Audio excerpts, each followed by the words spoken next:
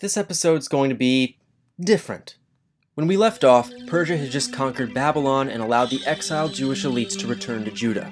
You're probably somewhat familiar with this story, but until I started doing research for this series, it wasn't clear just how much this meant to the Jewish people. And in order to express that properly, we gotta backtrack a little and talk about Persia.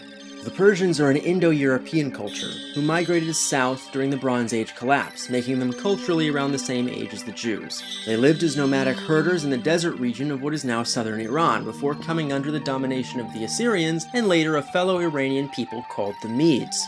Media was a lot wealthier than Persia, and when the Assyrian Empire collapsed, they absorbed pretty much all the territory that Babylon couldn't reach first.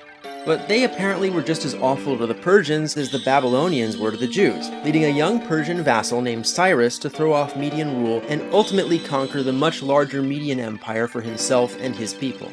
It would be easy enough to write this off as just part of the great historic cycle, but Cyrus was motivated by more than just revenge. He didn't believe that anyone should be treated the way the Medes had treated his people, not even the Medes themselves, which is why he forgave them and integrated their government and culture into his. He immediately followed his Median conquest by going way west and conquering the Lydian Empire. And for the sake of clarity, I should mention that Cyrus didn't just go conquering Lydia for the hell of it. Lydia's king, Croesus, consulted the Oracle of Delphi, who said, "If you fight Persia, you will defeat a great empire," by which the oracle of course meant Lydia, not Persia. Cyrus then returned east and conquered Elam, all the while offering mercy to his new subjects. Cyrus really liked win-win situations. Join my empire, you get to keep your stuff and your culture, and I get a bigger army. And with that bigger army, he set his sights on Babylon. Drawn in by his pitch, most of the Mesopotamian cities surrendered without a fight. Remember, the Babylonian Empire had only been around for 70 years, so most of the people living there didn't think of themselves as Babylonians in any meaningful way, and were happy to see their oppressors get destroyed in a single day at the Battle of Opis. Oh, and by the way, everything I've said so far happened in the space of 10 years. With that, King Cyrus of Persia became Cyrus the Great, King of Kings, King of Persia, Anshan, Media, Babylon, Sumer, Akkad, and the four corners of the world, and allowed not only the Jews, but all the peoples subdued and displaced by the Babylonians to return to their homes. That would be amazing enough now, but imagine what it must have seemed like in a world where nothing like that had ever happened before in recorded history, and you start to get it. For this, Cyrus, or Koresh as he's known in Hebrew, was accorded the title of Messiah, or the Anointed One. The Persian Empire was something akin to a federation. Instead of ruling directly, Cyrus and his descendants derived power from local satraps, or governors, usually members of the local ethnic population. In Judah, that role was given to the descendants of the House of David, henceforth known as the Exilarchs, and after 23 years, the ruins of Jerusalem were cleared and rebuilt, along with a new, bigger temple. Because of this, the period from 516 BCE to 70 CE is known as the Second Temple period, which was much longer than the First Temple period and vastly better documented. In fact, Second Temple Judaism is the template on which all subsequent Jewish religious practice is based.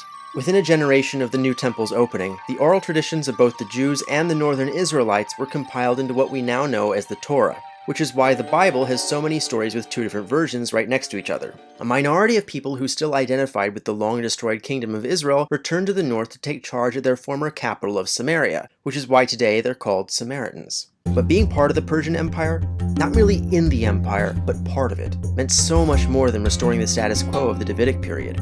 Within Judah, there were no more enemies at the gates, no competing cults, no revolting tribes.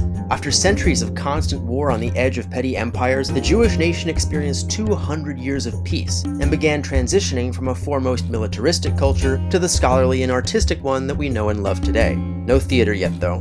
That'll have to wait a couple more centuries. If Jews were fighting a war, it was for Persia, and for the freedom and justice that Persia provided.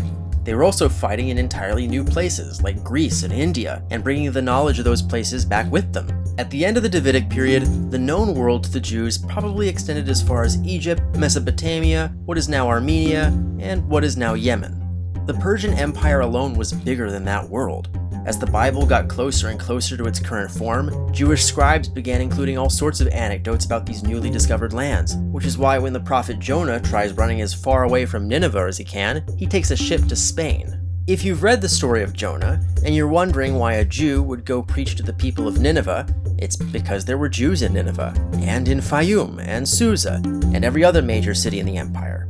When the Davidic royal family returned from exile in Babylon, some of them decided to stay behind. After all, what's the point of living in an empire without enjoying the freedom of movement that it provides? And in order to live as Jews in these new places, the rabbis continue to do their work and further expand the Jewish body of knowledge. I just want to point out that we're over 5 minutes into a video about history, and I have mentioned exactly one calendar date. And that's because there isn't that much to talk about. And if you're saying, wait, what about Daniel and Esther? I've got bad news. Those stories were written long after the Persian period and are fictions. But we'll come back to them soon.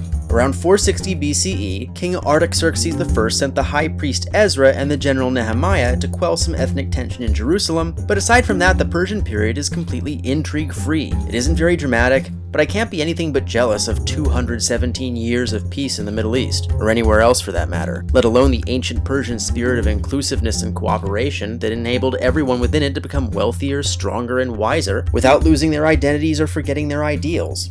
But it's also worth remembering that Cyrus's deliverance came out of a world that had never known his ideas, and yet took over the known world in a decade. Golda Meir once said, "Pessimism is a luxury that a Jew can never allow himself," and it's hard not to see the memory of Persia in those words. Special thanks to my new Navi level patron, OmniAtlas. That's Navi as in prophet, not as in avatar. If you like this video, you can also become a patron on Patreon, or you can simply like, share, and subscribe. I'll see you next time.